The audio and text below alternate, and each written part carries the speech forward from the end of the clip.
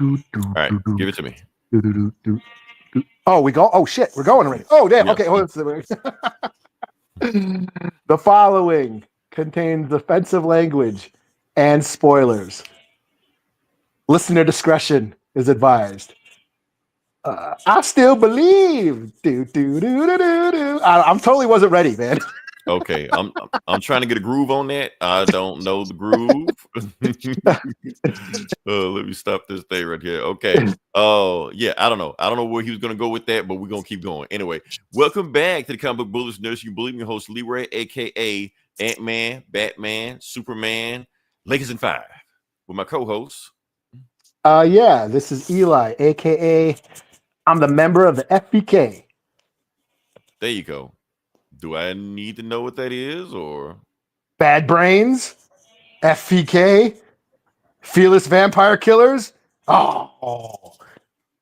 Okay. And our third co-host, the Doombot, the AI. All hail the Doombots. Of course, we got to give a shout out to them. All right, so like I said, we actually got a whole bunch of show, and I know people that are clicking on this and saw the thumbnail want to just jump into it and want us to get right to brass tacks and get right to the business. So we're gonna do that. But before we get into that, Eli, we're gonna bring back the old classic.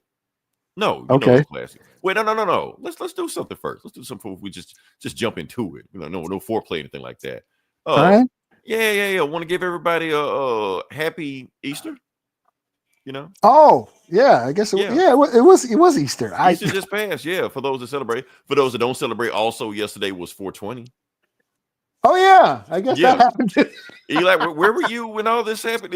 WrestleMania, son. WrestleMania, and happy WrestleMania to everybody else. Everybody's true religion. So if you could smell. So everybody's preoccupied. I was watching NBA playoffs. So yeah, whatever. Everybody was doing something. I just want to just throw that out there. That's it. So yeah, now we can move on to brass tacks. Okay. So, like I said, we're gonna bring back a box office classic, and I kind of spoiled it for Eli. I'm just throwing that. Yeah, get us on track, man. Get us on track. Okay. So Eli wants you to give it to me. We remember there was 2 movies that came, but there's been 2 movies that have been running away for 2025. I want to see if you know what it is. So, what is the number 1 movie of the week? I heard it was a Michael B. Jordan movie. Okay, let's see what we got. Well, whatever it is, it's a Warner Brothers movie. Let's do that. Okay. It wasn't a Disney movie. It was not a Disney movie. Disney kind of sucks right now. So yeah. So yes. I can't even see what I just put on there. Sinners. Sinners is the number 1 movie on there right now, and which it beat out a Minecraft movie. Both okay. How long has Minecraft's been out? A couple weeks now, right? Yeah, like 2 weeks, something like that. But yeah, it's still doing strong numbers, I guess. Yeah, like an obscene amount of money is putting on there like that. So we had to talk about it. So actually we don't need to talk about it because we haven't seen it. But yeah. But the point is, Minecraft's kicking ass and got his ass kicked by a Michael B. Jordan movie. And the funny thing is, okay, so you saw the numbers with like 45 million or some shit like that opening weekend. So that is the biggest non-IP, non-sequel movie for this decade. The biggest opening for any movie this decade. That's not a sequel and not an IP. Soon to be a franchise. I bet soon to be. I don't know. I'd rather they didn't. Let's see what we got here. Oh, yes. I'm a chill Mexican dude. Shout out poop to you too. All right. Thanks for listening. Lily, what's up? Lily been here. Lily been here before. Okay. They started piling. Well, welcome back. Yeah.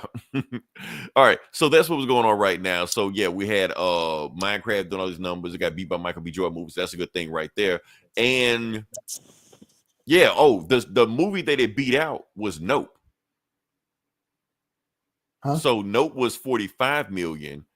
You're talking about like opening day. Okay. Yeah, opening day for a non-IP, non-sequel movie this decade. Okay. Nope came out a couple years ago. What the fuck are you talking about? I understand you. Yeah.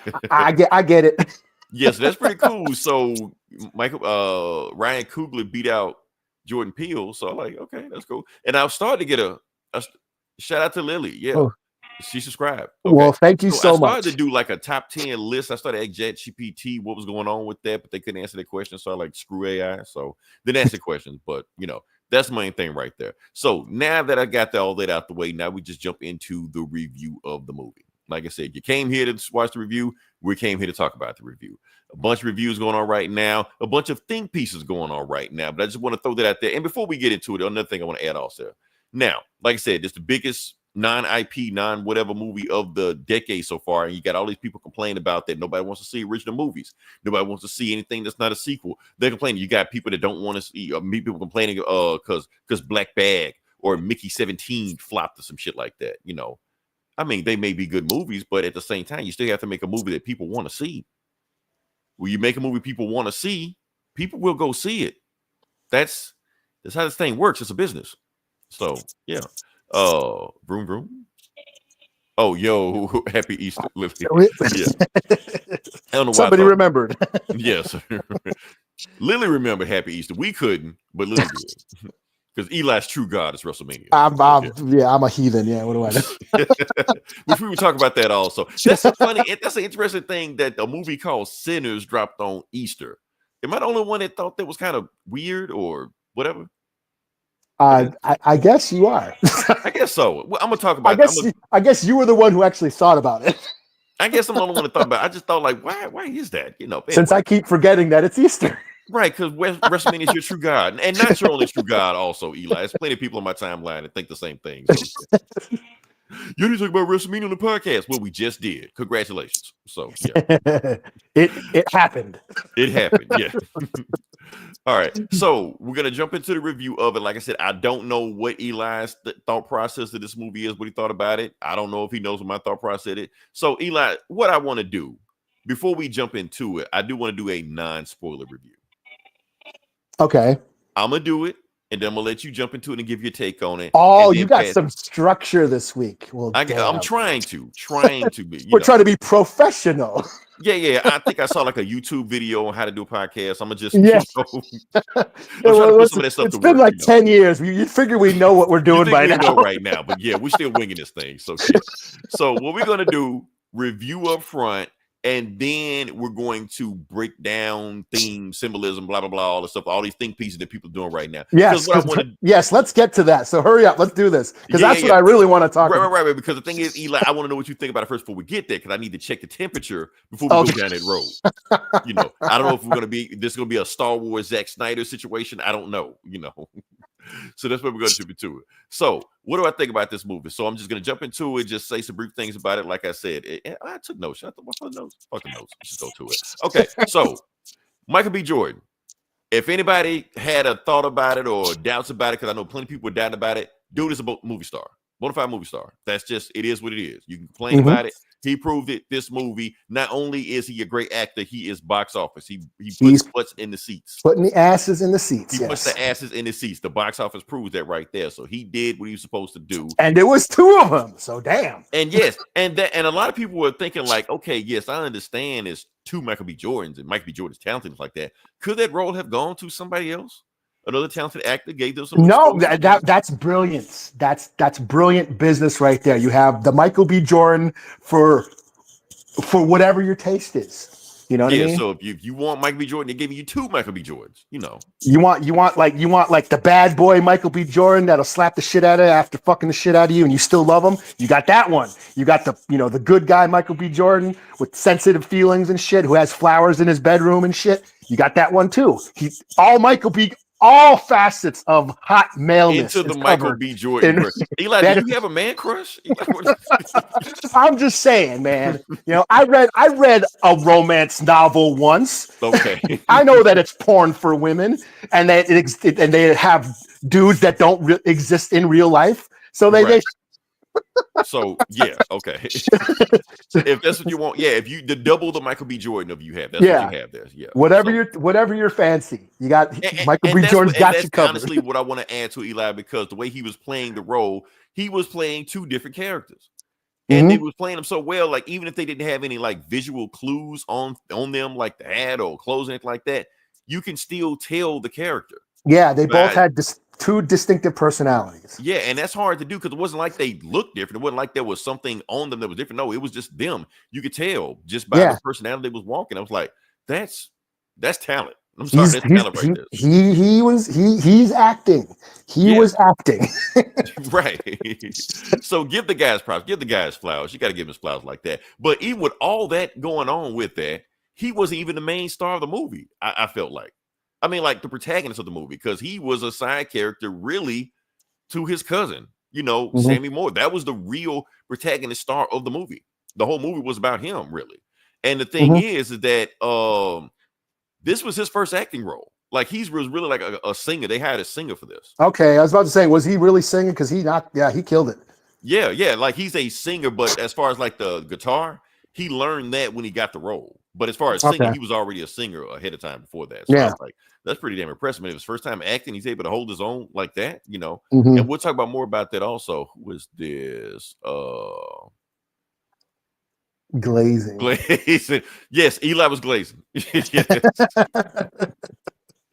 Oh yeah. What else we got going on? So more people talking about one of my favorite people in this role was Delroy Lindo, even though I didn't get a picture like that. Yes, he stole this show. Like he was limited role, stole the movie, but he does that in every movie. That's just what he does now. No, he was particularly like great in this flick. Yes, like seriously, like he brought the comedy relief to the movie also, but he also brought like the gravitas to the movie also. Like, it might be the favorite shit I've ever seen him in. He's been in a bunch of shit. I mean, Five Bloods, they kind of snubbed him on that, but yeah.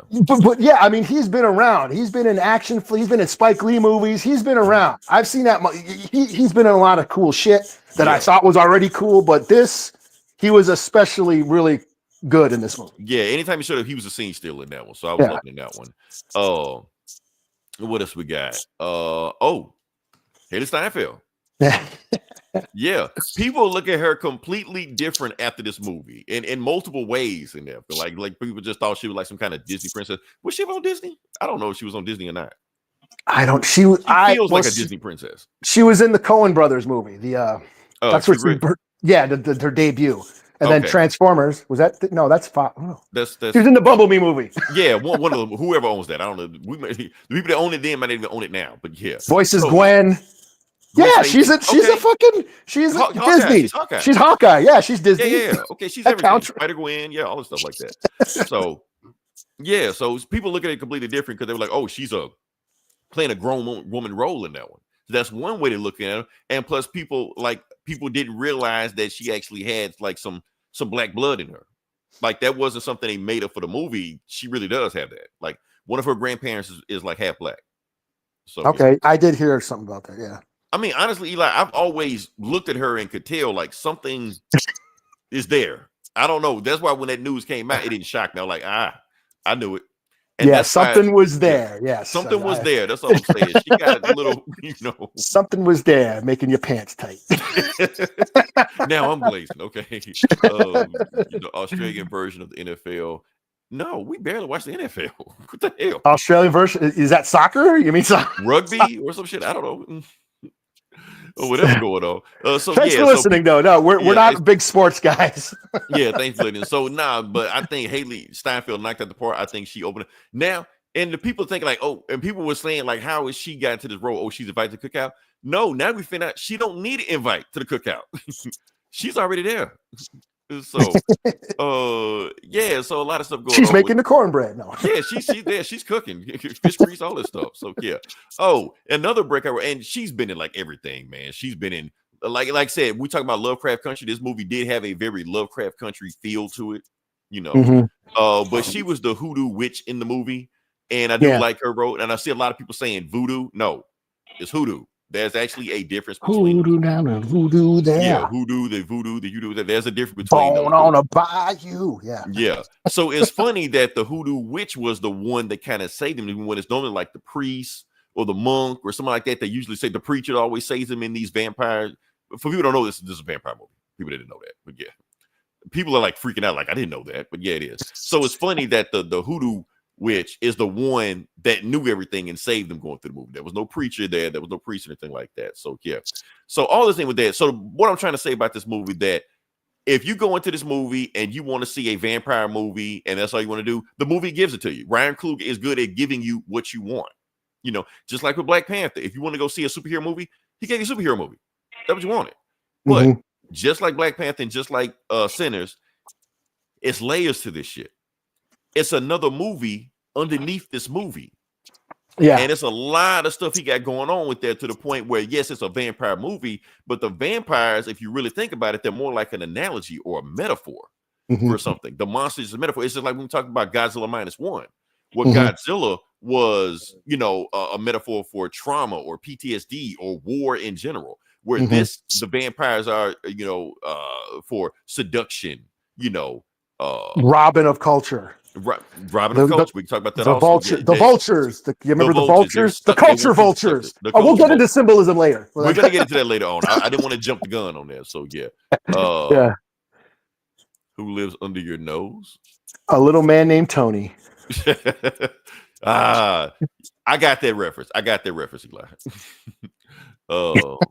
I don't know what that is. Okay, so yeah, so that's the whole point of that movie. So you got all the stuff like that. You got all the symbolism going on in there. Like when you really watch the movie, the frames there, like no wasted frames in there. Ryan include like really stuff as much as he could into this movie. I love that where the historical, like I said, I'm from Mississippi.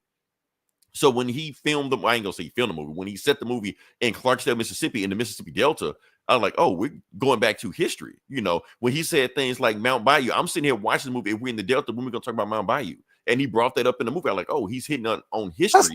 That's my backyard. No, not my backyard. I'm a little far away from that. But here's the thing: I have history with people in the Delta. That's how I know. The fact he even called it the Delta is like an inside thing down here. You know, so just the fact that he throwing all this history in here, even the fact that, and I know we're gonna talk about spoilers off, just the fact that he was saying like the twins went to Chicago, that was a reference to the Great Migration, where a lot of Southerners, you know, basically exiled the South and just went to the North. That's why you have so many people in Chicago with relatives directly in Mississippi, and why so many Mississippi relatives have relatives in Chicago. It's a direct line.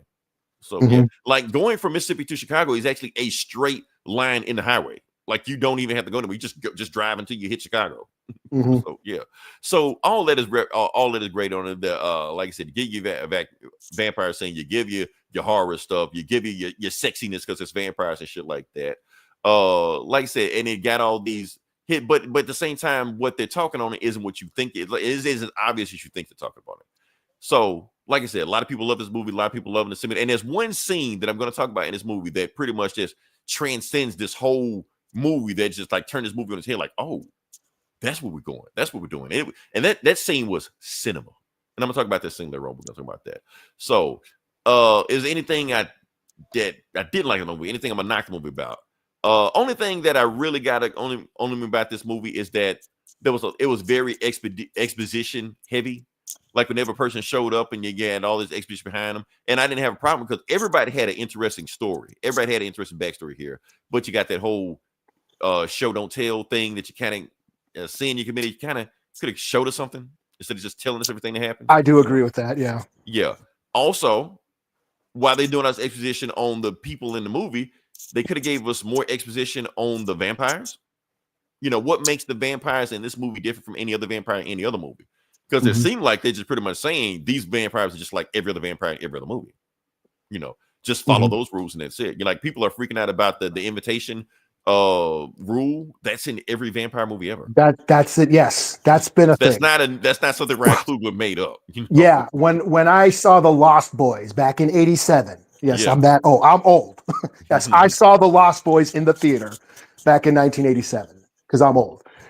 That scene when Max is trying to get into the house and he's asking Michael for an invite. I turned to my cousin and I said, "You're not supposed to invite a vampire into your house." Right. So yes, that is a thing. Yeah, that's nothing new. Twilight. I never seen those movies, but I'm pretty sure I think that was in there. Yeah, it's in a bunch of stuff. That's just one of the vampire rules. That's just yeah. Everybody, but also, like I said, we could have gave us more lore to see what's going on to separate these vampires of it. Also, Eli Manaki, that, like I said, we don't know where the vampires came from. They could have gave us more stuff with the Native American vampire hunters. I will get into that. Yeah, I would have liked to see more. But I'm gonna just jump into that also because, like I said, are we going into spoilers now or what? No. Because I want you to do your thing first, and then we're gonna jump into spoilers first. But I was just saying, but that's one thing to knock it over. So, like I said, I'm gonna slap a score on there. I know you gonna give a score also, but I'm gonna say 4.5 out of 5. Great movie, best movie of the year. Definitely gonna be in my top 10. And I talk about the layers and breakdowns of what I really, but I can't talk about it now. I'm gonna just let Eli do his thing, jump into it, and then we'll jump into all the themes and spoileries and all that good stuff like that. So, all right, I know you're over there cracking your neck and all of that. You know. Well, I'm trying to separate. Yeah, I don't want to get into the symbolism yet and all the themes because surface level movie, not the movie underneath the movie. That's the meat. That's the meat that I want to get into. But I don't know. I'll try to keep it spoiler free. Okay. I wanted to like this movie more. I did like it. I wanted to like it more. I didn't expect it to do the things that it did. Mm-hmm. And fuck it. I'm just going to semi spoiler. Mm-hmm. I'm not a fan of musicals.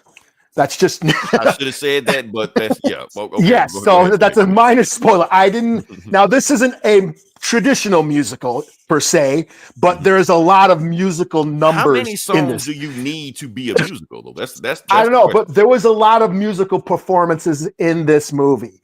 Right, and that's what I'm saying. Like, does it qualify? Can you qualify this? It was a like they don't musical comedy. Yeah, I was and I'm not a fan. I'm just not a fan of that. So when it started to go towards that, I'm okay. This isn't what I came here for. I was expecting a more straightforward horror flick, and for me, the horror was a little watered down, and I had to wait for it, and I wanted more horror than it gave.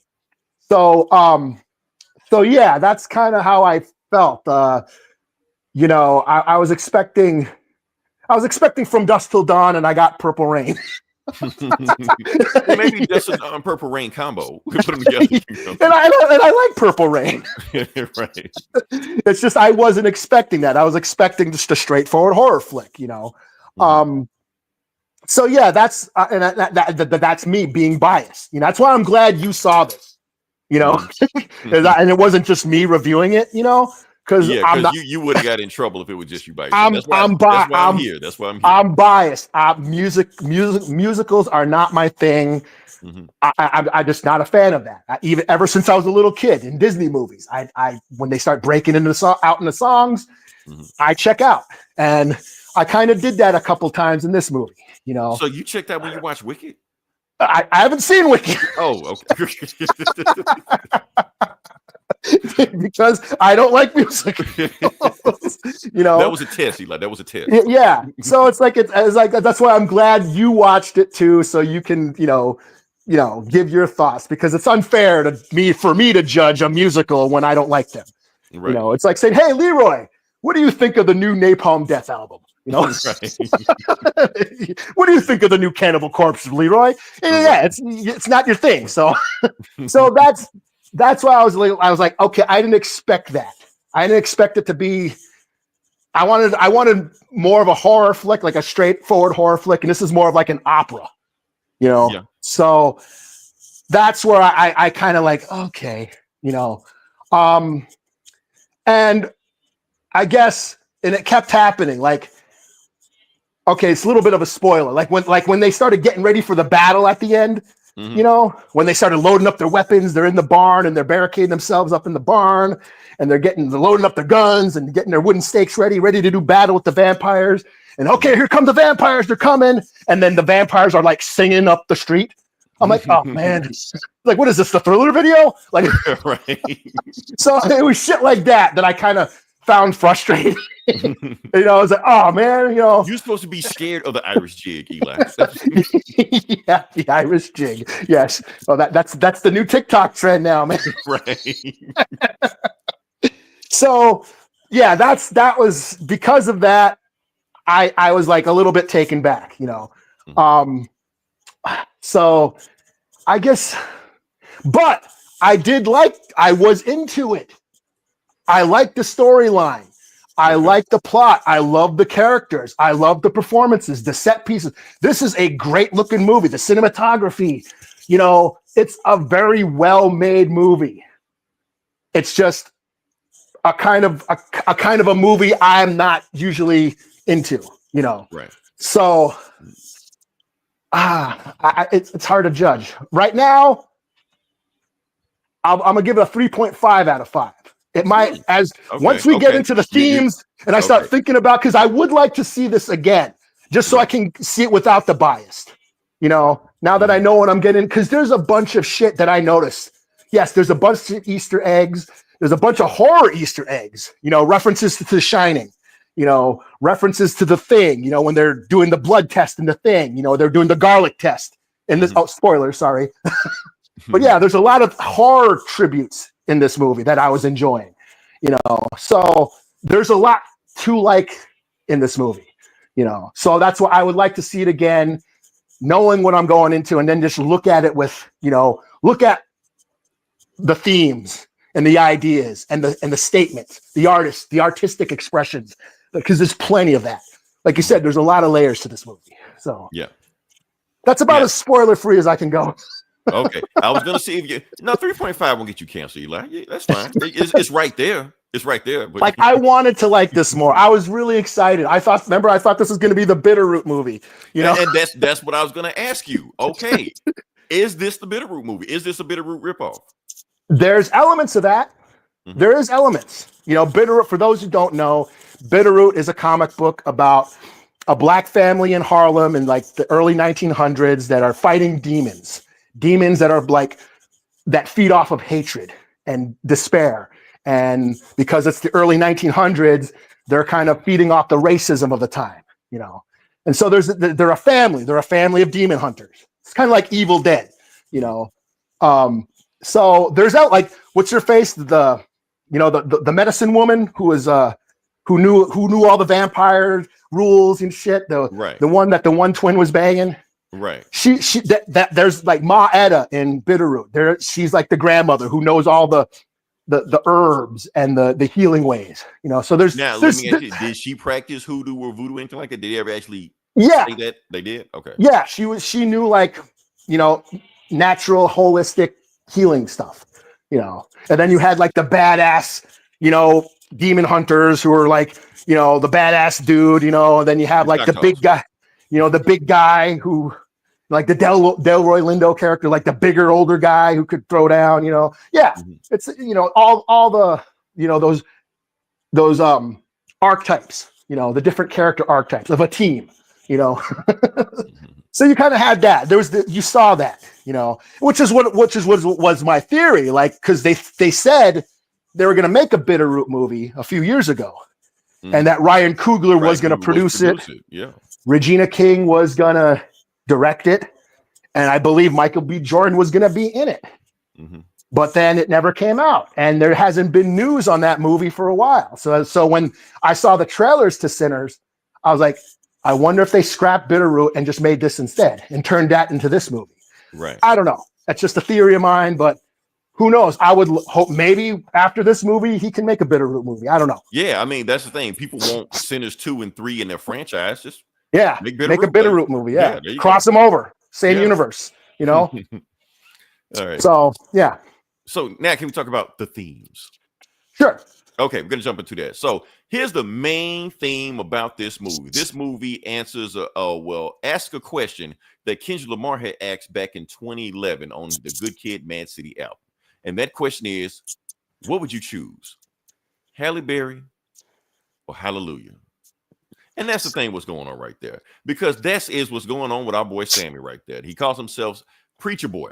Now, for those who don't know about this movie, Sammy is the main character. This movie calls himself Preacher Boy. The thing is, the movie pretty much starts after the horror element starts. So it pretty much starts with him having to choose between a Bible in the hand and a guitar in the other hand. And he chooses a guitar. Because and his dad is a preacher, which tells him, if you choose a guitar, you're leading down the path of the devil.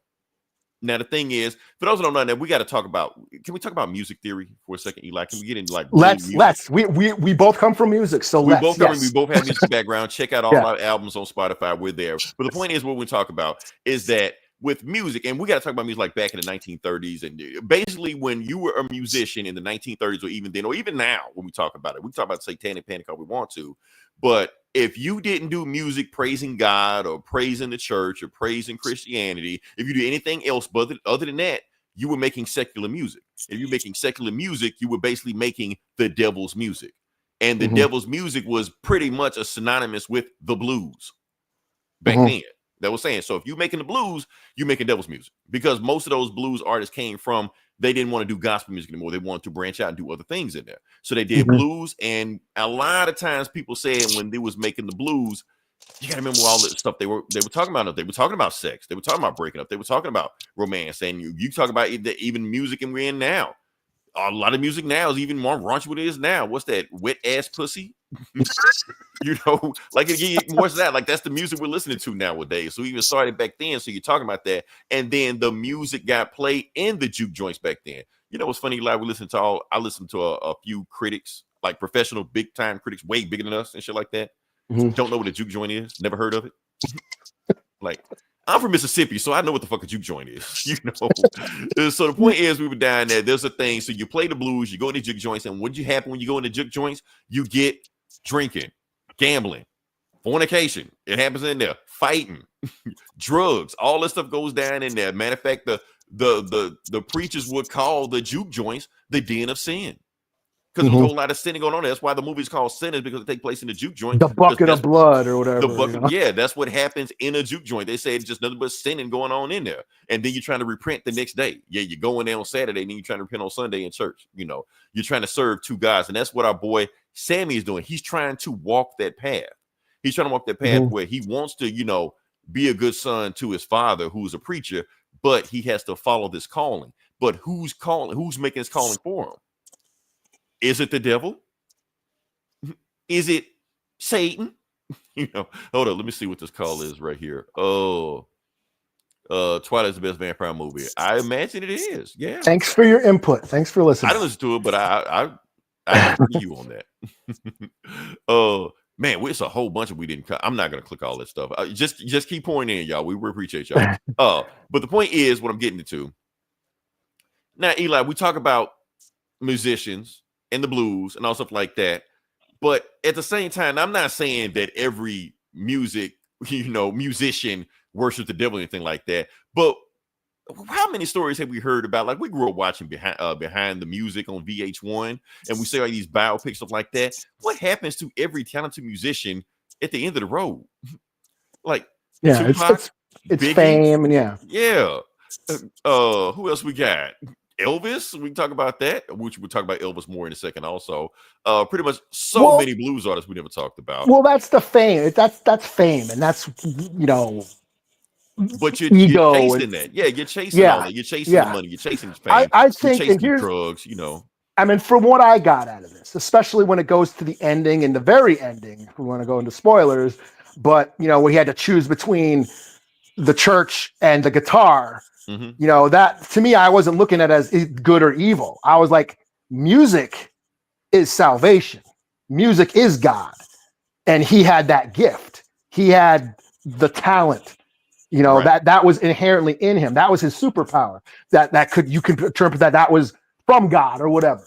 And that's why the head vampire was after him. He wanted that power. You know what I mean? That's why he was after him. So music was salvation, and music is the universal language, you know, because every culture, that's what unites us all. So the whole viewpoint yeah, you know, that's, you know, and I think we're getting into deep shit here, but the whole things of culture and robbing of culture, and religion was a part of that. Religion was a part of oppressing certain cultures and outlawing certain cultures, you know. So that's what he had to choose with. And he ended up choosing the guitar in the end, and he lived this life.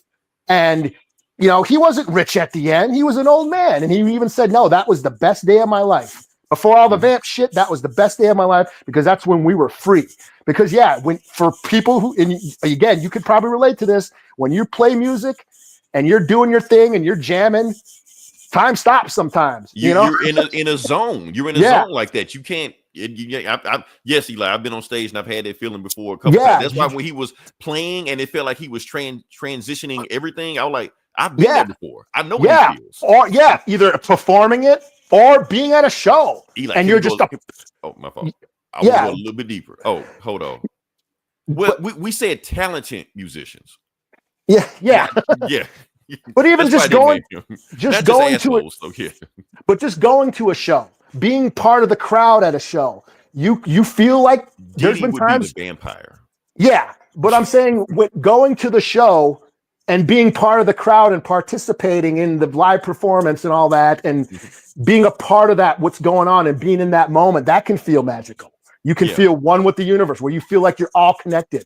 Now, because you are all sharing this experience through music. So it's like music is a thing to celebrate life to, and I think that's at the core of the message about what this movie was saying about music. It's just everything else corrupts it.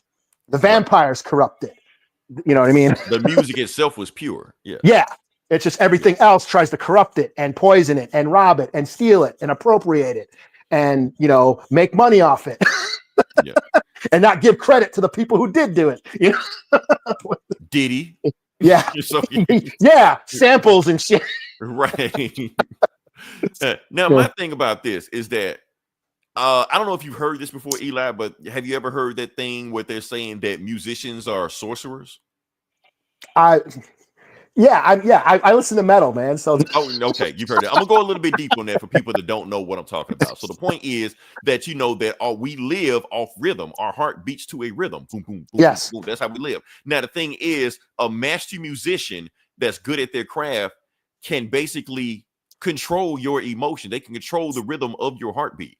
They can make you sad. They can make you want to fight. They can make you want to fuck. They can make you want to dance. They can make you want to, I don't know, anything, and that's the thing, that they get to the point that they can literally control your emotion either on stage or record something that stops time, that when you listen to it, you get that same feeling every time. And for some people, that is a magical ability, for people. That's not something everybody can do. And I'm talking about talented music. I'm not talking about your cousin that's on Spotify with that shitty mixtape that only 5 people have listened to. Oh man, you don't want to hear the my band's demo from fucking '96? I'm not throwing shots. I got some shit in the vault. I don't want nobody. My ninth grade band demo from '89 and shit. Come on, man. We're gonna talk about Elvis in a second,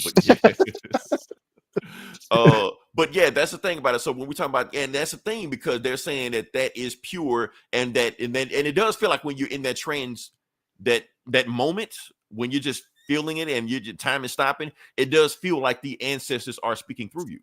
Mm-hmm. That's why that's when he was in that scene and he was playing and he was like really grooving and all that weird shit started happening.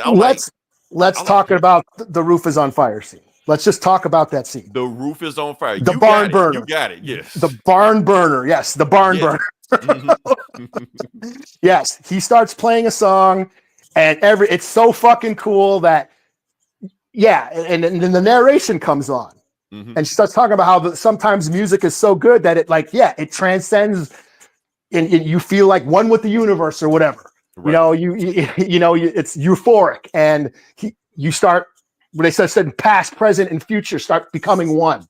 And then you start seeing like the funkadelic guy with the electric guitar. Then you start seeing a DJ with the fucking turntables, and then an MC on the mic and different. And then also like a girl working in the back. Yeah. And then an old African dance, like it's all, again, you're talking about, the ancestors too, you know what I mean? It's all there. You're like transcending the moment, because you're just feeling this joy. This celebration. You're in touch with the ancestors with it. Yeah. So that was the scene. I was like, what the fuck? But I was like, visually, that's just a great scene. That was cinema. That was that was like a music video slap dab into a fucking middle of a movie. Right. And that's the thing, like a lot of people sleep on that line that Delroy Lindo told him in the before that, like it really got crazy. It was just like, what did he say? They control us with Christianity. Like that's how they control it. But the blues, we brought that from home. Yeah. Like that's ours. And that's why they're trying to take that away from us right now, because it belonged to us. So and that was the vampires. The vampires he was trying to get into the juke joint and steal the culture. That's why I said that vampire was a record label exec. That's all he was. Stealing. And that's to me, that's what the message went to. For me, that was the biggest theme. Like, this movie is basically about how Black people's music and art has been ripped off. Right. And homogenized and sold, and and white artists got rich off of it. Right. You know, the Rolling Stones. A bunch of white boys who named their band after a Muddy Waters song. Made millions. They're still alive. They're still alive. All the drugs you can think of, they're still out there doing this stuff. So yeah. Like, you know, they got rich off of naming their band after a Muddy Waters song. Muddy Waters, died poor. Charlie Pat, name them. Robert Johnson, all died poor. You know, but all these white artists got rich off of ripping them off. You know, so that's like, to me, that was the point of the movie. You know, and matter of fact, let's talk about the main vampire for a second, Remick, for a second. Now, he was charismatic, and now I want Ryan Coogler to be very careful because he's being very dangerous with what he does. He always make his villains so charismatic that people don't know who to root for halfway through the movie. Like Killmonger, like maybe he's the hero this way. I've heard a lot of people, Eli, saying that he was right. No, he was a fucking villain. He was the devil. Yeah.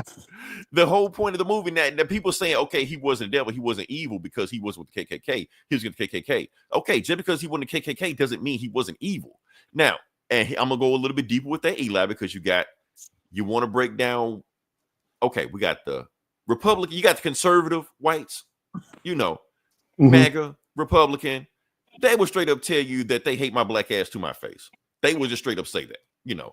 And you know what? And I appreciate overt racism sometimes to a point. You know, they let me know what I'm dealing with. They're honest.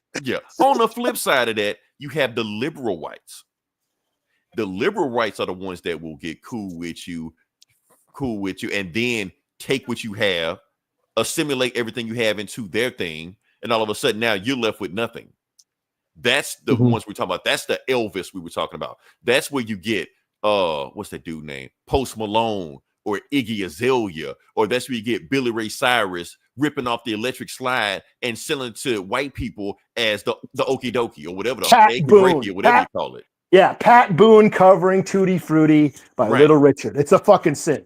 They do this all the time. But first thing they do is that they infiltrate the culture. That's how they get in. That's why he wants to be let in. Gwen Stefani's going through it right now, you know. Right. She robbed black culture, robbed Mexican culture, was dressing as a cholo and all that shit, you know. But the real cholos, they'll deport their ass. But they are, like I said, they want our rhythm. It's okay when Gwen Stefani does it. Right.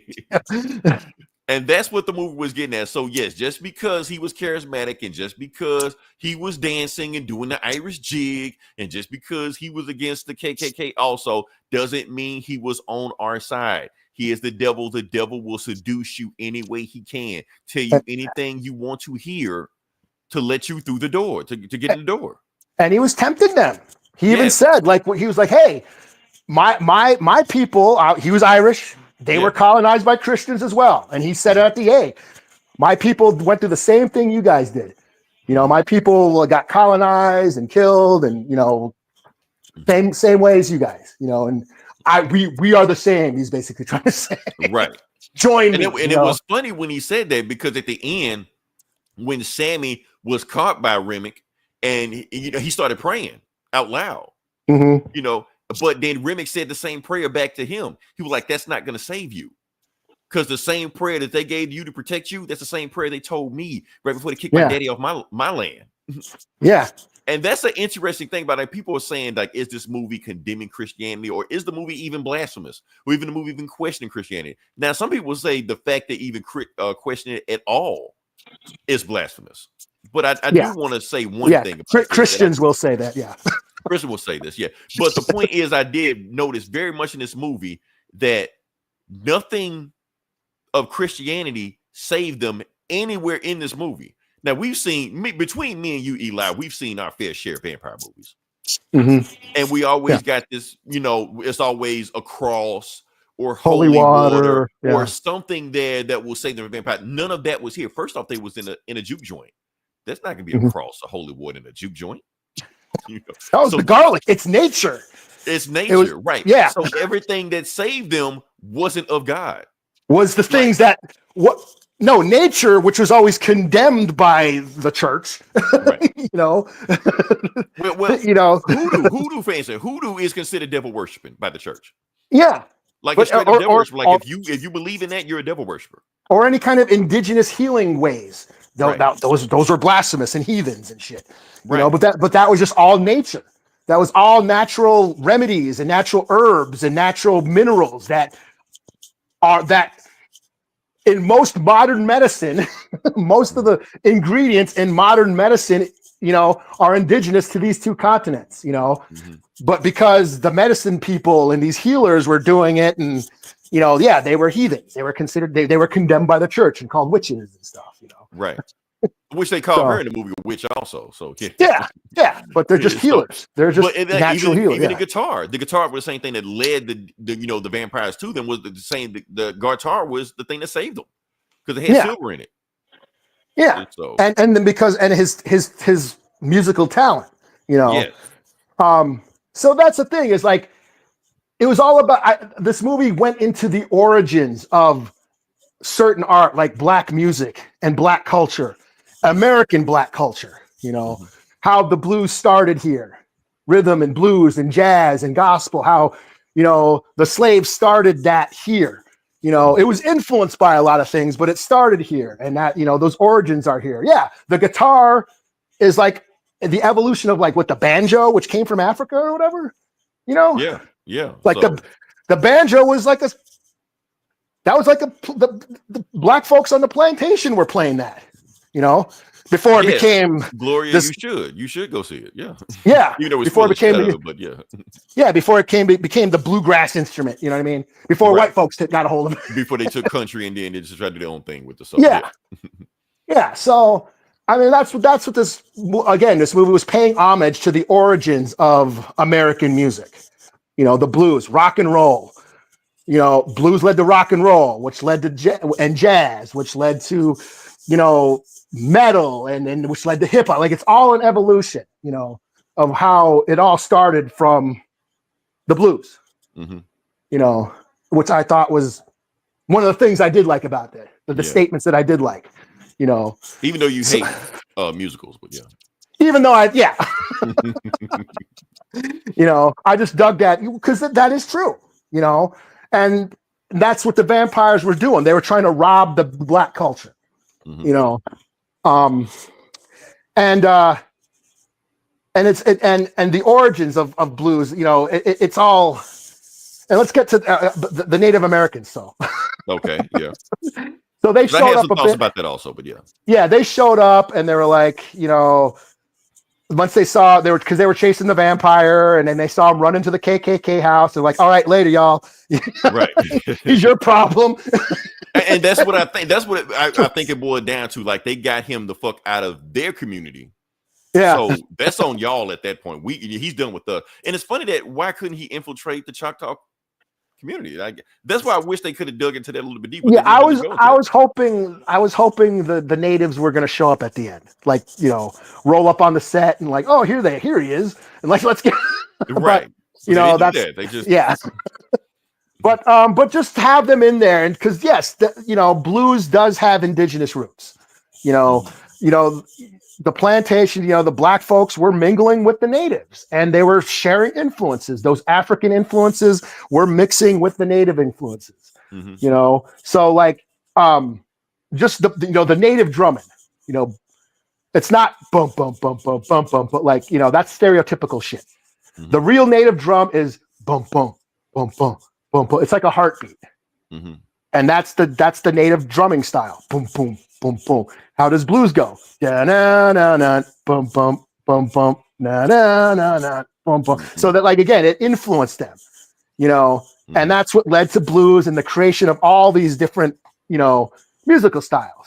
So I like that Ryan Coogler did include at least some native representation in there, you know. Right. So that's what I'd liked about it too. And he also had Asian representation in there, which actually was very important to the movie. Yeah, it had to. I didn't notice it at first. Okay, like I said, they were in Clarksdale, Mississippi in the 1930s. Jim Crow. It was segregated. And when they was in the main town, one side of the town was all black and the other side of the town was all white. Meanwhile, the Asian couple, the Chinese couple, worked on both sides of the town. They could come and go as they please. Because when he said, go get your mom, she ran up to the other side. They had one store in the white side of town and one store in the black side of town. Oh, shit. Yeah. Are you saying, is that something like a comment on like the Korean stores in the hood or some shit? I wasn't, but now that you bring that up. Yeah. Okay. Yeah. Did we just find another layer? I think we did. Yeah, because I was just rambling, just talking, because I just also. But now that does make sense. That could have been a commentary. See, I gotta watch this movie. Yeah, because they love to set up shop in black neighborhoods. Yeah. Yeah. So, what do we got here? Yes, I wanted more. Oh, I already clicked that one. So yeah. But yeah, that's all I got. And like I said, one thing I did do. Where is it? Where is it? Where is it? I was trying to click something, but I can't find it. Where is it? My fault. Found it. Okay. So all that was going on, like I said, all the fornication stuff like that. And the one person that was also a scene stealer that I didn't get the chance to do it was Jamie Lawson. She was also in it, Perline.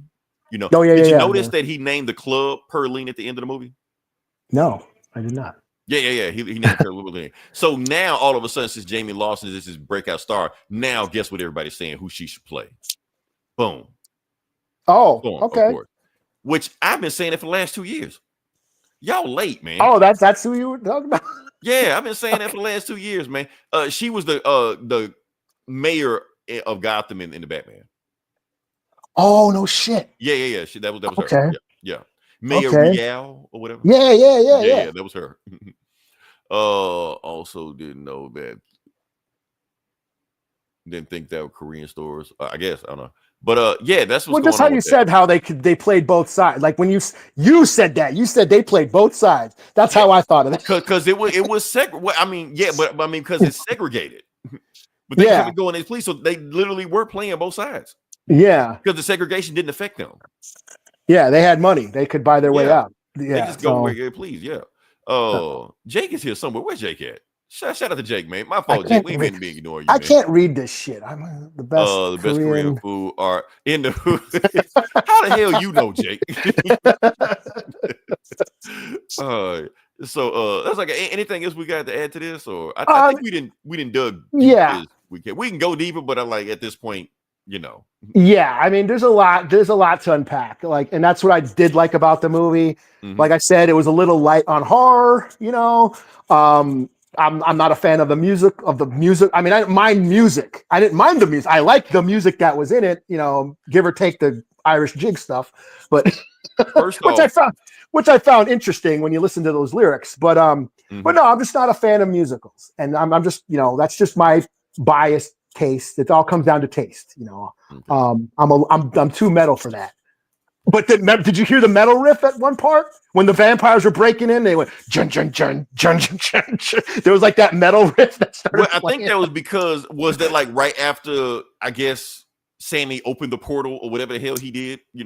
No, like when the vampires were breaking in, when they started fighting and they were breaking in and everyone's getting bit and shot and the whole ending. Oh yeah, battle. There was like a metal, like a real the heavy, thick metal riff going on, which I appreciate. Yeah. Oh, but shout out to Jake while Jake's trying to clown on me. Yes, Jake, I did watch Gotham, but I watched some Gotham. I think I watched more Gotham than you did, but yeah, it got stupid after a while. Even I didn't. It did. Yeah, I did not went past my threshold, so I know you couldn't make it past that. But I wasn't talking about Gotham. I was talking about the Batman. Yeah. She was also the Penguin, but yeah. Yeah, she was. Yeah. But like I said, I just read. Here's the thing. I just read The Buffalo Hunter. There's a novel by Indigenous horror author Stephen Graham Jones. I met him a couple weeks ago. He's on a book tour, and I met him. Got my book signed. Nice guy. And this is a book. Buffalo Hunter is about an indigenous vampire back in the 1800s, getting revenge on the cavalry. It's fucking awesome. So after reading that, the bar for vampires has been raised high. That's why this movie left you wanting. So coming into this movie, you saw the Rocky Horror Picture Show. Yeah, I came in. Yeah, vampires are they got you got to do a lot to impress me on the vampire front. And so when I came in and saw singing vampires, I was like, oh, okay. That's just me though. I was into the Irish jig, Eli. That's just me. I don't know. But My whole crowd was into the Irish jig. When he was doing that, everybody was like, "Is this gonna be like the Rocky Horror Picture Show?" I guess so. Yeah, I guess so. Rocky Horror Picture Show, because everybody was like stomping it, start dancing in the aisles and shit. But people like nodding their head and people were moving stuff like that. Like, okay, yeah, I know this dude is evil and shit, but this a bop right here, because he had like Afro Irish. I even heard some. And I know you said it wasn't like that with Native American, but I heard some Native American drums and also at least a stereotypical version of it. Also, he was like combining it all together. Yeah. Yeah, he was doing like the river dance and all that. Yeah. You know, had everybody like in a circle with him, shit like that. I was like, yeah, I ain't gonna lie. If I was in the club with them that you joined, I was like, let me go out there with them, man. They look like having fun, doing shots of whiskey and shit. Yeah, they would have killed me instantly, but yeah, No, Danny boy. I will say this though. I will say this. This movie is way better than that new Nosferatu. I didn't see that. Oh God, yeah. So again, after reading that book, I've been kind of in a vampire mood lately. Yeah. So I've been watching all these vampire movies and shit, and I'm like, you know what? I haven't seen that new Nosferatu yet, and it's on Peacock, so I watched it, and yeah, it was very long. What do I think about the ending? Oh, okay. Honestly, they don't need to do anything else. I love the movie, but it needs to be a one and done thing. Just move on to something else. I don't want to see a prequel, sequel, video game, comic book, none from this TV show, cartoon. I'm good. I'm fine with that. You don't want a video game where you can do like a dance revolution? I mean, you kind of selling me on it, but you get good enough, they come out the house, start dancing, then you can eat them and shit, yeah. But what do I think about the ending? That's another thing about the ending. Okay, like you had, hopefully everybody stayed for the two endings they had. Yeah. One ending where it was revealed that, one of the brothers was still alive with Hayes Steinfeld. They let him live the whole time. But the second ending after that really got me, because it kind of summed up the whole movie, because you had Sammy singing a gospel song, but remixing it with blues. On the blues, this whole God, devil, good, evil thing going on. Like that's him walking that line. And he's letting his light shine, because that's his power. Yeah. That's his talent. He chose to be who he was. Right. He wasn't gonna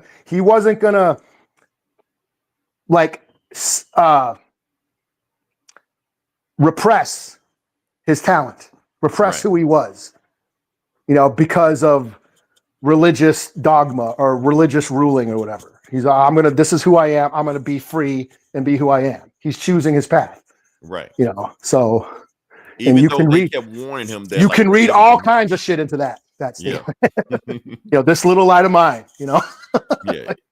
So it's a lot. The movie, I don't think the movie is condemning Christianity, but it's leaving it very open-ended for your own interpretation.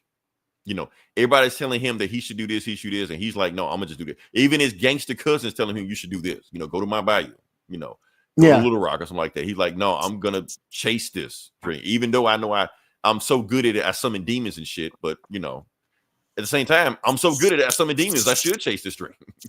So shit. Mm-hmm. All right. So my favorite scene though was the scene with what's his name? Not Biscuits. What was his name? The bouncer. Biscuit. Oh no, cornbread. Yeah. When he was like, "Hey, you gonna let me in?" and they were like, "Yeah." You can just walk your big ass through. What you just thinking? I had to take a shit. Like, yeah, this movie was funny. I was laughing a lot. I did have a good time. So I'm not like trying to like a horror comedy musical. Yeah, I was entertained. It did entertain me. It didn't get too. Yes, I was taken back by all the musical numbers, because it's just not me. It's not my thing. But I was entertained throughout. I did like the movie. I did like the characters. I thought everybody crushed it. So yeah. How about a 3.8 out of 5? We don't work that way. We don't work like that. It's all even. Yeah, it's all even. We don't do that 7.9 out of. Well, 3.5 ain't even. Close enough. Yeah. Featuring my wife Haley. Oh yeah, Haley. Yeah, she was. Yeah, Jake. She was you're gonna look at it differently in this movie. You know. Yeah, she was cool. She was cool. Let me say, I can see why that dude from she had some cool lines too. She was talking some shit. She was talking some shit. Well, if you don't get your ass out of here and get the fuck out of my face, I'm like, this Haley? Okay. That black side has started to come out. Okay, I see it. You can rob. What she says about you can rob all those trains. Don't spoil it. Don't spoil it. Oh man, yeah, that was a great line. That was a great line. I laughed my ass off. Oh man. All right. Let's see. When Cornbread was outside. I got to get my glasses, man. I can't read any of this. Yeah, I gotta see this also though. Sorry, folks, we're old. Honey came on the car though. The husband. Yeah, that was a funny scene. That was a funny scene right there. Yeah. Oh, also give a shout out to Ryan Kluger because he said he was inspired by the vampire's eyes and shit from Puss in Boots. And I was like, oh shit. That's what I've seen that. Like something about Sinners and Puss in Boots. I didn't know what the connection was. And the fact that he took from Puss in Boots, I'm just like, that's great. Because Puss in Boots had no right to go as hard as that movie did. I love that movie. So I know it's like a DreamWorks Shrek cartoon, but no, I recommend Puss in Boots to everybody. Go watch it. Yeah. So yeah, and he's named John Carpenter and From Dusk Till Dawn. This is basically From Dusk Till Dawn. You know, as far as plot. You know, so there is a lot of horror nods in this movie. Like I said, The Thing. You know, the blood test in The Thing. You know, they were doing the garlic test and, making everybody eat garlic to see who was a vampire or not, spoilers, but that's from The Thing, so like, there's a lot of horror Easter eggs for horror fans to notice in this, Also inspiration he took, and I should have did this earlier, because one of the posters was this, Oh yeah. Which Good came Times. From Good Times. Yeah. Good Times. The original name of this painting is called Sugar Shack. So before it was on Good Times, it was a cover of a Marvin Gaye album. And then it was on Good Times. But yeah, so it was just nice. So he looked at that painting and was like, I'm gonna make a movie on this. But that was, back to the themes of, yes, the juke joints were considered a place of sin, but that's also where Black folks could celebrate joy. Yeah, because they showed what they were doing during the week. Like they were sharecroppers. Yeah. They were in the chain gang like that. They bust their ass to work. So yes, for this one day or one night, we can have our own thing where we could be free. We could be free. And we can't even have that. And be happy, And so, and that's the point of that painting, Black joy, So, yeah. Awesome. So anything we're good talking about? I think I can do this all night, man. Yeah. I got work in the morning, Eli. So but we can go on. We can move on. Yeah, we can move on past that. I'm just briefly stuff. We're gonna get to the comic book section. I'm just briefly talk about this. We're gonna talk about The Last of Us. I'm just gonna hop to the video game section. All right. Because just briefly, Eli, I think it happened. Okay. What I was talking about last week, I think it happened tonight. I forget what. Someone dies or something. Pedro Pascal, the main character of the show. Okay, you think it happened? Did you not watch the show? No. Oh, I was watching NBA playoffs, but I think it happened because Twitter went fucking nuts and shit like that. Like, so I imagine it happened. So yeah, all right. What else we got? The Batman 2. I think it's canceled. Yeah, or delay. If it gets delayed one more time, it will be canceled. Yeah. No. I think it's done. I think they're going to announce it tomorrow. It's done. Okay. And are you going to eat a cheeseburger? Is this a cheeseburger bet? I didn't bet any. I didn't. Okay. No, I didn't. And I think James Gunn is going to announce his Batman going forward. Oh yeah. And so that being said, we also can we talk about Fantastic Four briefly? Talk about trailer. So we on Pedro Pascal. I thought you had to go to bed. I did. I'm up now, man. I call it. You want to get into this shit? briefly, man. We're gonna hit some high bullet points and move the fuck on. That's what we're gonna do. We're gonna hold on before we get into it. Let's see what Jake got. Wait, Fat T's texting me. Why aren't you in the chat, Fat T? He's like texting me. You're making me leave the phone? Yeah, you're making me leave my phone. Y'all should do a super chat. They have to pay to get in the screen. Oh, we don't qualify for super chat. Damn it! You think I wouldn't do that? I didn't mean to yell at Fat T, but still. Yeah, man, we need more followers. We need more followers to do that. We don't qualify for super chat, so yeah. Yeah. But anyway, Fantastic Four. Let's talk about Fantastic Four. Okay. All right. So, like I said, they actually dropped 2 trailers. Like I said, they dropped the Thunderbolts trailer, which nobody gives a shit about. You know, but they also dropped Fantastic Four at the same day. So we're gonna talk about Fantastic Four. Let's see. Hopefully, I don't know what I did with it. Is this it? That's it. The Thing. Okay. I just like this outfit. Whatever we talk about this movie, Eli, I just want to say what they did with The Thing is great. Every shot I've seen of Thing is great. That's worth seeing the movie alone because of The Thing. Like that is, I'm Petunia would be proud. So yes.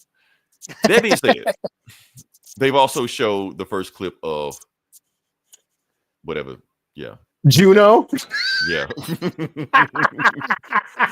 So and her rich history in comics, how she's been around since the 60s. Now, if you say anything wrong about it, you're a piece of shit incel. Oh, you crying crybaby nerd. So we can't say it. So we're not allowed to say. So we have to be very careful what we say about the Eli. Otherwise, they will stick us in the algorithm with the other people, and we don't want to go there.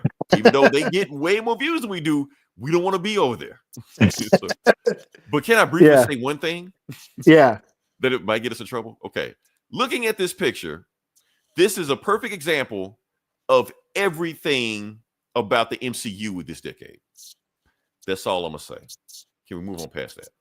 No, I got something to say. Okay. Oh, you going to get us canceled? Okay, go for it. Yeah. For everybody, all these motherfuckers whining about how, everybody whining about that shit. They ain't real comic book fans. Well, there was a part in the trailer that I laughed my ass off. Now, if you're a comic book fan, you'll get this reference. When it was revealed that Sue is pregnant. Yeah. And Johnny goes up to Reed and goes, "You're going to be the best dad." Just kidding. I laugh my ass off. And if you're a comic book fan, you know why I laugh my ass off. Right. Now, people are wondering, like, what's going to happen to that baby? The baby's going to be fine. That's Franklin Richards. Both babies. Oh, yeah. They're not twins, are they? Were they twins? Nah, it was Franklin had it first, and then Val came later on after Dr. Doom delivered her and like that. All right. So, like I said, I don't care what they do. If adult Franklin Richards from the future shows up and kicks the shit out of Galactus, and that's how the movie ends, this movie's a 5 out of 5 for me. No, it's an 8 out of 5 for me if that happens. I don't give. They can commit any sins they want. I don't care. Just give me that. Oh, okay. Yeah. We're not gonna get into that. We're gonna move on past that. Why? Why is the sky blue? Right. We're not gonna get into Why that. Is water wet? We don't want to show up into those algorithms. So we're gonna keep moving. Because the last video we did, we talked about Eli, that's still circulating. So I don't want us to get into that. So yeah. That being said, and of course they didn't listen to anything we said. No, they just saw that and just jumped onto it. They're just like, oh, these assholes. Fuck these assholes. Like, yeah, they're speaking the truth. They're one of us. Like, no. All right. Can we move on to the next part of the podcast? Sure. Okay. Like I said, we're here. This Comic Bullies, where we talk about comic books. We're gonna jump into it. Eli gave my books to me. I'm gonna jump in, see what you got, and whatever you want to start off with first. So 1 minute. Yep, it's that time of night. Yep. Mm-hmm. Yeah. Okay. Why don't you read a comic, man? Right. Hey, don't forget, Black Panther's a chick now too. So. That's right. Yeah. Yeah. Don't leave that out. Yeah. Hulk is Asian or was Asian, is Asian. In the comics, they was like, even that one, we can't make that work. Let's just leave that. He's red now. Awesome. Yeah. Oh, yeah. That's woke.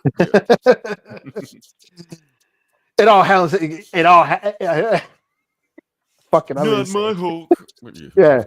If you look at him if you look at the red Hulk under the right side of the light, he's pink. Gay Hulk. So take that, motherfucker. The Bi Beast, which is a Hulk villain. Oh man. Okay. What are we talking about? Oh yeah, comics. Comics. Yeah. Y'all can leave now because we're gonna talk about comics. Right. Oh shit. So all right, so which one you gonna jump in first? Should I do this Hulk versus Godzilla versus the Hulk? Godzilla versus Hulk, okay. I want to see. Yeah. Oh, no, sorry, wrong one. I meant So, okay. so last week or a couple weeks ago was Hulk versus Fantastic Four, which was a lot of fun. And now we have the Hulk. Hulk is fighting Godzilla. So Thunderbolt Ross, he's basically a kaiju killer. He's trying to get rid of the kaijus, and he's trying to hunt down Godzilla. And he basically, what's that spider monster's name? I'm drawing a blank. Anyways, he has the spider monster fuck up Mothra to attract Godzilla.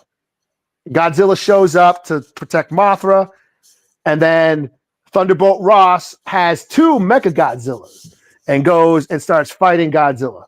In one of the Mecha Godzilla is Bruce Banner. So there's this big fight. You know, Godzilla versus a couple of Mecha Godzillas versus what's his name? Dr. Dominicus. He says, I have a secret weapon I've been working on. And then he's got this pile of black goo. I'm like, uh-oh. Is this a symbiote? Knock the devil in. Are they gonna have a Godzilla symbiote? No, it is not a symbiote.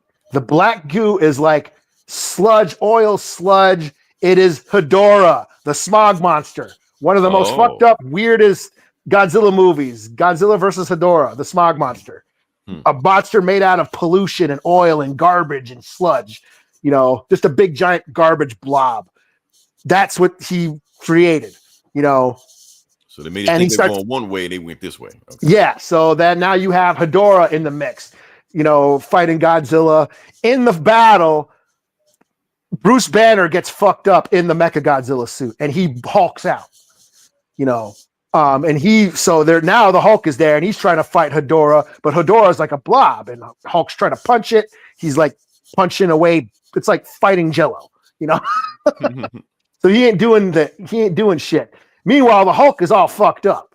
So Godzilla is all fucked up. So Hulk goes over there and grabs like a bunch of electric lines and starts reviving Hulk with electricity. While he's doing that, Hedorah had make Hulk bleed. And so Hulk bleeds into one of Godzilla's wounds. And Godzilla gets Gamma from Hulk. So then Godzilla hulks out. So now you got Godzilla Hulk. How does that even work? Yeah, so I don't have. Oh shit! Should I grab that picture? I don't have it on me. There's a panel of Godzilla with like big giant muscles and shit. And he ends up kicking the shit out of Hedorah, and it ends and all that. So just fun, just campy, stupid fun. That's all these books are. You know, Godzilla fighting giant monsters, and then Hulk shows up and fights alongside with them, and you know it's worth it just for Gamma Godzilla Hulk, or Hulk Godzilla. Right. So this is fun. 4 out of 5. You know. Okay. Do you know what the next book they're gonna do? I think it's Spider-Man. Is it? No, Thor. Right? Like, why would Spider-Man fight Godzilla? Godzilla versus. I know how that would win. Godzilla versus Thor, I believe.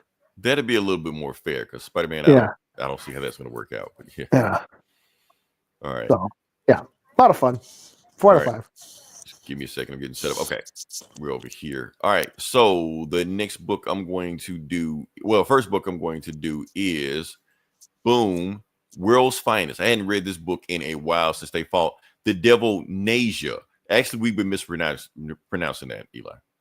Okay. The reason I know we were mispronouncing it because the biggest movie, well, the highest grossing movie this year is in China, and it's that movie, The Devil Nasia 2. So okay. I never saw Nasia 1, but it's the biggest movie ever. So yeah. All right. Anyway, World's Finest. We're there. Batman and Superman. This is a crossover with the Justice League Unlimited book. This is the first book in that crossover. So we're gonna find out what's going on with that. And hold on, I'm gonna get it set up. Boom, there we go. Is it set up? No, that's wrong. Boom, that's it. Okay, there we go. All right. So the book starts off with basically Mark Waid is doing a return of the Legion of Doom. The Legion of Doom all doing all kind of weird shit right now, but he's bringing them back. So that's what the book is about. So let's get to it. So the book starts off with, like I said, all these Batman, Superman, World's Finest books, they're kind of like in the past. So they're not like new right now. So anyway, you got this plane going right now, flown by Hal Jordan, and you got Clark Kent and Bruce Wayne are overseeing the plane because Bruce Wayne hired Hal Jordan to fly the plane for him. He was just like, I'm surprised you, because basically he's basically testing out his new bat plane, but he don't want everybody to know that. So yeah, and basically telling him, okay, aren't you worried that Hal's gonna do some reckless shit? He's like, nah, I'm not worried about Hal, because if he gets arrested shit, he'll just become Green Lantern and just save himself. And he was like, oh yeah, he doesn't take the Green Lantern ring with him when he's in the jets. He like that takes away half the fun. He like, what? He's flying my plane without a Green Lantern? Like he might crash this shit. Like, yeah. So he's flying. Something happens, some weird shit happens to it. He gets something, he can't control it, and bam, the plane explodes and he jumps out of it. So yeah, and he was like, damn, Clark Kent uses his whatever vision. He was like, no, where I go scoop him up, but before you scoop him up, Hal disappears. Like, where the fuck you went? And then he comes back on screen and it is Gorilla Grodd, because apparently Hal Jordan flew into Gorilla City. So yeah, and they hold him hostage. So yeah, anybody take over the world. So Superman Flash goes there. This is actually the first time they've met Gorilla Grodd, met Gorilla City, also like that. They're going to rescue Hal Jordan before there's an international incident. They go there. I'm going to skip all this bullshit. Fuck that. They go there. They find a bunch of gorillas. Gorillas point guns at them. Superman Flash look at them crazy. They're like, that shit ain't going to work. And they just take guns out of them and shit like that. Flash takes Batman, like, let's go just find Soliver, the king, and rescue him. And they said, we'll leave Superman because Superman. Superman's getting shot at. He's like, go take McGraw. And they were like, oh, Superman, we got something for you. Like, me? Yeah. And it is Titano. Yeah. This is a thing. The ape with the kryptonite eyes. It's a Silver Age thing. Just know it's a thing. We don't get move past that. Anyway, shocking them. Also like that. Point is, by doing all this shit, Grodd uses his mental abilities to take over Superman. Now, evil Superman. Fucking up everything. Wants to do everything. But before they do that, they use Titano. Batman takes over Titano and hits Superman in control of Grodd. But they know he can't kill him, so Grodd's like, I'm not going to give it up. But that's when Soliver kicks him off the king, and he does it. He's like, I'm going to kill him. And you're like, nah.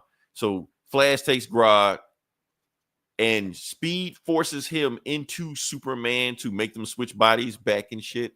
And Superman like plucks him outside of some shit, and yeah, that's it. So they throw Grodd in jail, and that's it. But that's when Grodd from the future teleports to Grodd from the past and takes over his mind. So now Grodd from the past knows the future. To be continued. So okay, yeah, that's it. So that basically the Legion of Doom is getting the band back together. That's the whole point. Okay. So, yeah. That's what's going on. So next issue, I think is gonna be Lex Luthor or Captain Cole or I don't know, some bullshit. Yeah, but yeah. 3.5 out of 5. It's what you expect. These books are always what you expect. That's you just want to get in, just see some shit, get in and see some shit. So yeah. All right. What you got next? I will do. What do I got next? What the hell was I doing? I just lost the thing. Oh, Mothra. I'll keep it on the kaiju kick. Okay. So Mothra, Queen of Monsters, #2.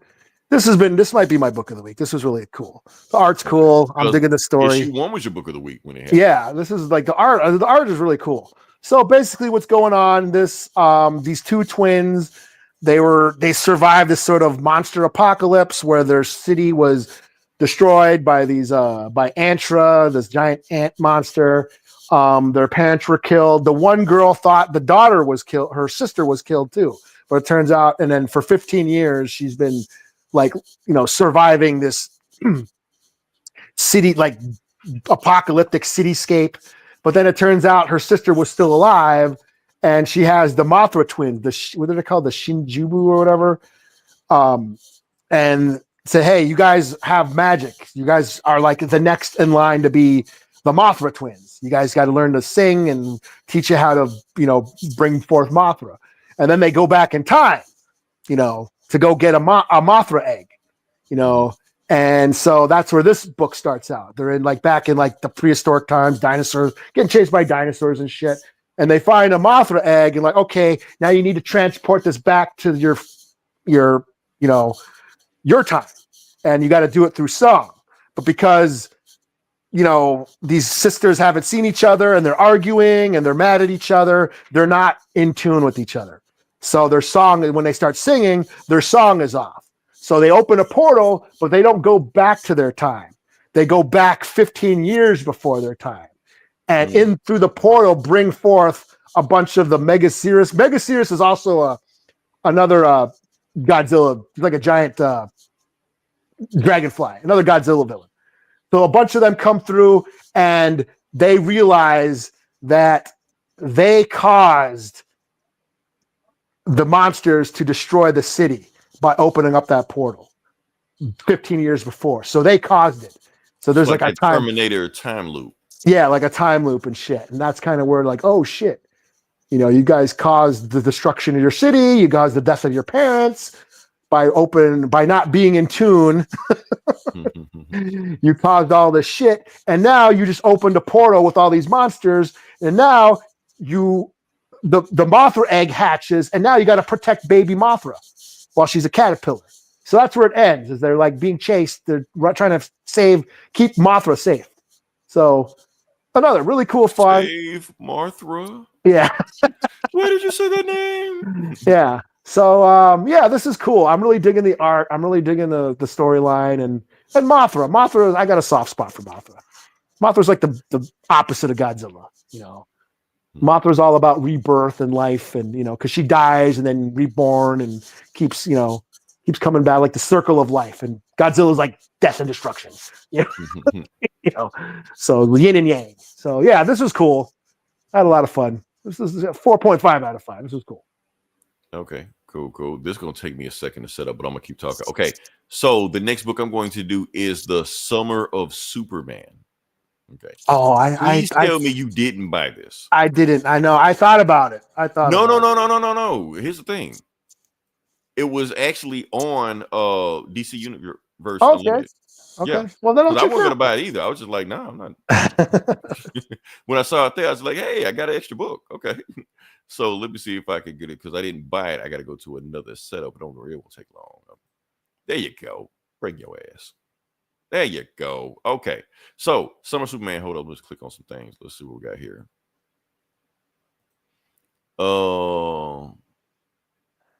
Sims Boy give you Corey Galaxy. Shout out to Ian Hernandez, I guess. Okay. And it says Jenna Ortega is in our chat too. Oh, shout out to Jenna Ortega. Hey, I was gonna say something about Jenna Ortega. Eli, I found a black Jenna Ortega. I will find that for you next week. Okay. When I show it to you, you'll be like, oh shit.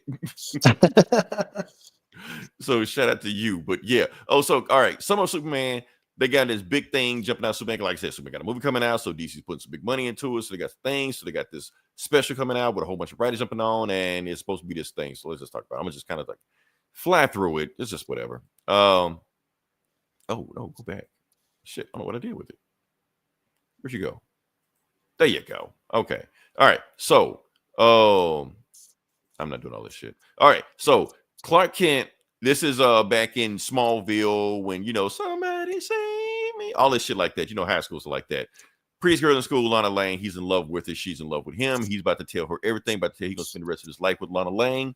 And right before he does that, that's when some weird Superman shit happens. No, he's Superboy in this with Crypto. So yeah, this is. I didn't know. Whatever. Okay. Point is, big monster in there. He fights a big monster, but he recognizes big monster because it's from the 30th century with the Legion of Superheroes. So he fights this big monster, and that's when they get sent through some kind of time loop and shit like that. And he actually sees everything throughout time and shit, but he can't remember it because the Legion of Superheroes put some kind of thing in his head where if he sees anything in the future, he automatically forgets it because they don't want Superman to know his future because it could like really fuck up some shit, But he sees something that he wasn't prepared for. He sees Lois Lane and he's married to her with a kid. He was like, who the fuck is this? I don't know her. I'm supposed to spend my life with Lana Lang. I don't know her. But we got a kid and we seem to be happy. Something isn't right. So he gets sent back to his present time. And before he tells Lana he loves her and everything like that, he's like, I got to go, man. I got the shits. Clark Kent just makes up shit. So he just leaves. And she's like, I know what's wrong with him.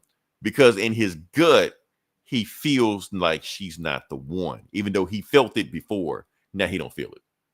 So, but it's cool because years later she gets married. Well, she gets engaged to Steel, and now the second chapter they're getting married.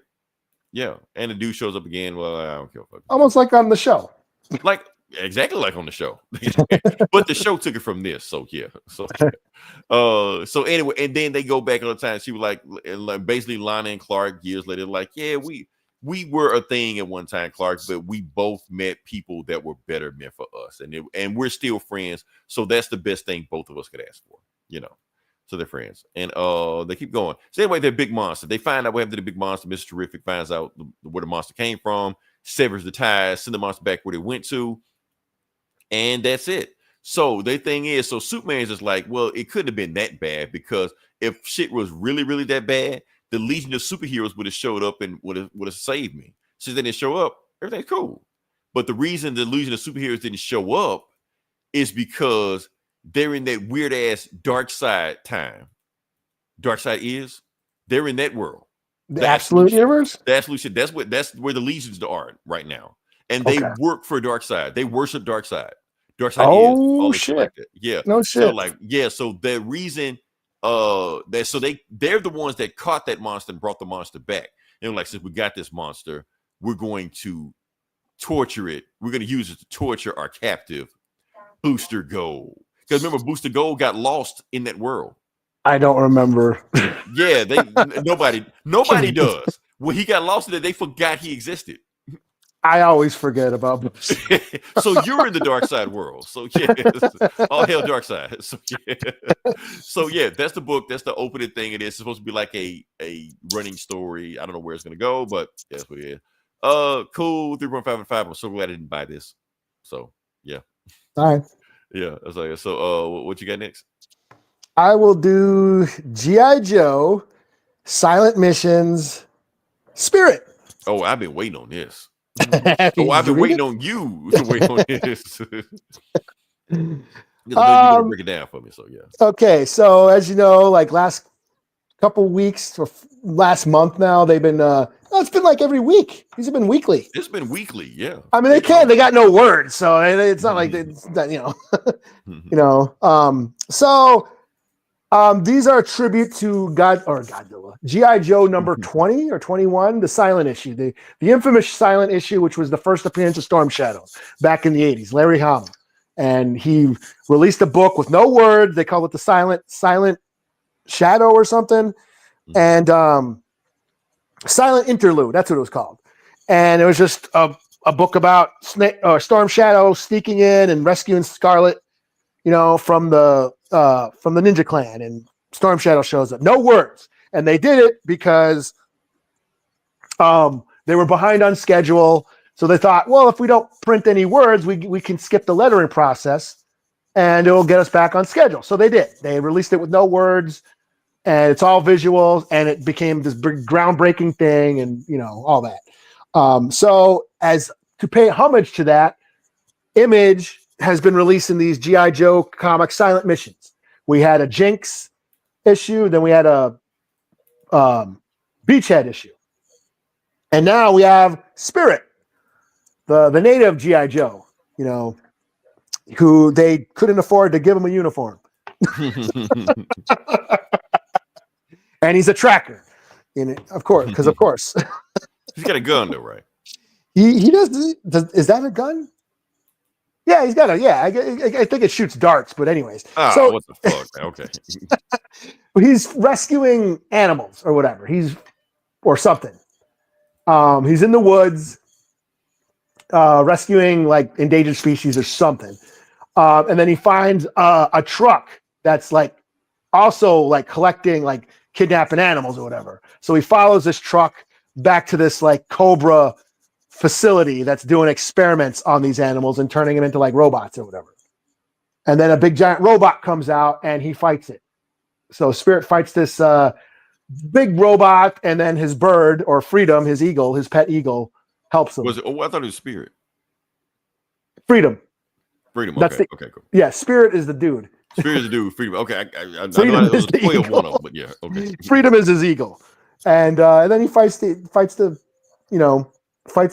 destroys the robot, frees all the animals, and they all live happily ever after.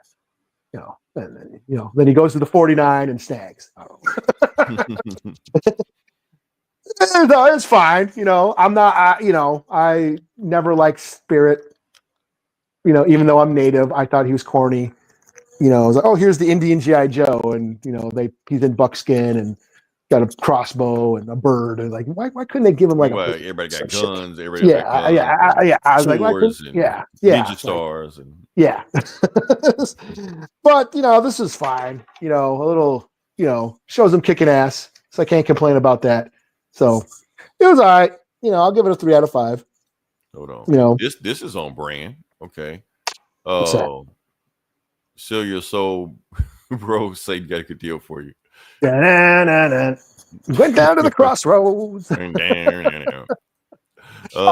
of, back to the movie. Charlie Patton. He had Charlie Patton guitar. Yeah, Charlie Patton guitar. Yeah. Yeah, and Charlie Patton was part native. Was he? Okay. He was. Yeah. Okay. Choctaw or something, or Cherokee, or Muskogee or something, or Shawnee. I don't know, the Southern tribes. I'm not. Okay. So nice. Anything else we got, or? I want to mention the Wolverine 400. Oh, go for it. I didn't get a thing, but go for it. So I read it. It has. I read. It was Solomon Ahmed's run. I kind of fell off a while ago. About like where adamantium is actually a living force or a living sentient form of energy. Mm-hmm. And it's like trying to take back all its adamantium. So it's trying to kill like Wolverine and, Laura and all that, So most of this issue is a continuation of that run. But at the very end, there's a Daniel Warren Johnson story. And I love Daniel Warren Johnson. For those who don't know and have been listening to us, I'm a huge Daniel Warren Johnson fan. I love his comics. I love his writing. I love his artwork. Actually met him at a con too. But he wrote and drew a Wolverine story about a samurai Wolverine back in feudal Japan. Okay. And he is basically getting revenge on the mad emperor or whatever, the shogun who destroyed his village and killed his family. And it just starts out with, this feudal lord, Japanese lord, and in his castle or whatever, and talking about this old man's telling him about these spirits of vengeance. They're coming back to avenge their, coming back for vengeance. And they're saying, hey, there's somebody at the gate. And they go look out and they see it's like Wolverine. And he's in one of those demon masks, Oh, like we saw Naruto. Yeah. He's like wearing that, and they're like, we'll kill him. And so they all archers, ready the arch, unleash the archers or whatever. And they all rain a bunch of arrows down. He gets all stuck with the arrows, falls down. And then they look, and then he gets back up. So there's Wolverine all stuck with it. Samurai Wolverine all stuck with arrows. And they go get him. And so they all ride down on him. And the rest of the issue is, or the rest of the story is just Samurai Wolverine slaying samurai. And it's Daniel Warren Johnson. And I love Daniel Warren Johnson's art style. The way he draws action, there's just so much grit and raw and visceral violence to his action scenes. And then at the end he fights the shogun. He fights the lord, and he tells, he's like, you know what, you're too good. A blade is too good for you. You deserve bone and sinew, and then sticks him with his claw. Of course, his claws don't have adamantium on them yet. Right. They were just bone at the time, so yeah. So he sticks him with his bone claws, and he's like, you deserve bone and sinew. And then he shoves his claws into him, stick. So it was just dope. It's just an action scene. But I want to show you, so I'm going to jump back on. I'm going to show, here I am. Hello, folks. I will show you this panel. Can you see that panel? Okay. Yeah. Hold up a little bit more. Give us closer or yeah, closer. Yeah, or up, kind of. There we go. That? Yeah, there we go. So there we go. Okay.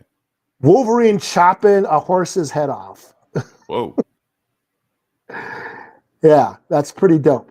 Mhm. And so what I liked about that is for Lone Wolf and Cub, Shogun Assassin. That is Ito Ogami's sword style. He called it the horse slaying style. So I just thought that was a cool little reference because I love Shogun Assassin is like one of my all-time favorite movies. You know, Lone Wolf and Cub, Ito Ogami, Daigoro. The band that I'm in is named Daigoro, which is his son. That's how much I love those movies, and that's comics, and yeah. So the horse slaying technique is his sword style, so it was cool to see that referenced in this book. So yeah, just thought that was really cool. This is Wolverine 400, so it's a kind of a benchmark or is that what they call it? A hallmark? Landmark? Landmark? Yeah. I don't know. Landmark. Maybe all of them. I guess. So. Yeah, 400. when you reach one of the hundreds in Yeah. comics, it's considered it's a staple. So yeah, that's all I wanted to show you as an honorable mention. But other than that, I'm booked out. Okay. Like I said, we gave y'all plenty of show. Y'all wanted me to talk about Sinners. We talked about Sinners. I gave my point of view. Eli gave his point of view. Eli, honestly, your review is exactly what I thought your review was going to be. Okay. Yeah, I was just like, Eli not gonna like this. You're not gonna like this. So, no, I wanted to like it more. It's not like I didn't like it. I wanted to like it more. That's my thing, you know. Because I like it was a musical. So yeah, but that's my shit. The horror was a little bit watered down. It was like pop horror, you know. Yeah, that's nothing. I was just like, okay, there's nothing in here that makes me like wince and groan and anything like that. So I already know Eli's gonna knock it for that. Yeah. If this retained for me, so yeah. All right. That being said, if you listen this long, definitely like, share, subscribe. We're gonna come back next week. If you listen, I want to let y'all know that if you've been listening to our older podcast on Facebook and their Infinite Wisdom are deleting them. So there you go. Really? Yeah. Anything past 30 days, they delete them. So they're no shit. But that's okay. We won't get it. Well, next week. I was gonna say we didn't talk about Daredevil. I didn't want to. Yeah, and it's probably because I'll probably rant about it. Yeah. We may talk about Daredevil next week. I really didn't feel like it. We'll be more into it, and then we'll talk about The Last of Us also. But the point is they're deleting all our podcasts except for the last 30 days up. But you can still listen on YouTube and Spotify as long as I make sure I clear up the copyright details because I got 172 left to clear up. I'll get them for the end of the week because they give me to the end of the week to do it. So holy shit, really? Damn. That's some. I didn't mean to bring that on you. I'll get it taken care of. Don't worry. Do you need me to help you with any of that shit? No. It's behind the scenes shit. I just take care of it. It'll be done. Yeah. It's always some shit. But anyway, until then, this is Leroy. This is Eli. We talk to you guys next week. Same bullet time, same bullet channel. Until then, die 1,000 deaths.